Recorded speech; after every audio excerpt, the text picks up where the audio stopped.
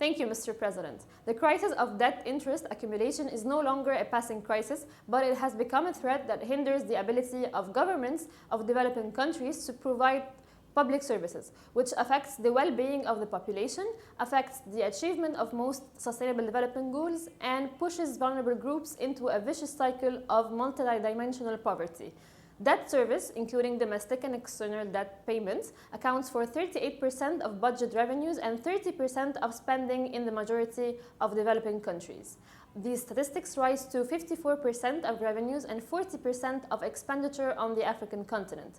Lastly, Maat recommends the need for the independent expert to appeal to the international financial institutions, such as the Monetary Fund and the World Bank, to follow a human rights-based approach while negotiating with developing countries on economic reform processes, and to seriously consider civil society initiatives calling for swapping, cancelling, and restructuring debts.